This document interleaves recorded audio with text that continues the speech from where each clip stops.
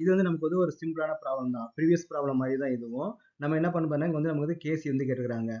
At equilibrium the concentration of N2, அப்புறம் பார்த்தீங்கன்னா O2, concentration of வந்து N2 கொடுத்துருக்காங்க, O2 கொடுத்துருக்காங்க, ப்ளஸ் வந்து NO வந்து கொடுத்துருக்காங்க. இதில் என்ன கேட்குறாங்கன்னா கேசி வந்து நம்ம கேட்டுக்கிறாங்க. அந்த ஈக்குவேஷன் நம்ம என்ன பண்ணுறாங்க, கொஸ்டினே நம்ம கொடுத்துட்டாங்க. அப்போ இதுக்கு what is the KC? KC is equal to product concentration divide by reactant concentration இல்லையா? அப்போ ப்ராடக்ட் நமக்கு என்ன கொடுத்துருக்காங்கன்னா NO. அப்போ இங்கே 2 மோல்ஸ் இருக்கிறதுனால நம்ம என்ன பண்ணணும், இந்த பவர் வந்து 2 வந்து போட்டுடணும், டிவைட் பை வந்து ரியாக்டன்ட் கான்சன்ட்ரேஷன். அப்போ N2 கான்சன்ட்ரேஷன் இன்ட்டு நமக்கு என்ன பண்ணால் O2 கான்சன்ட்ரேஷன். ஓகே, அப்போ நெக்ஸ்ட் என்ன பண்ணால் NO. அப்போ இங்கே என்னோட வேல்யூ நமக்கு என்ன கொடுத்துருக்காங்க, 2.8 into 10 to the power of minus 3 the whole power 2.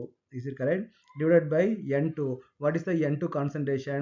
3.0 into 10 to the power of minus 3 into O2 concentration. What is the O2 concentration? 4.2 into 10 to the power of minus 3. Appo what is the value? 2.8 into 2.8, 2.8 into 2.8, which is equal to 7.84.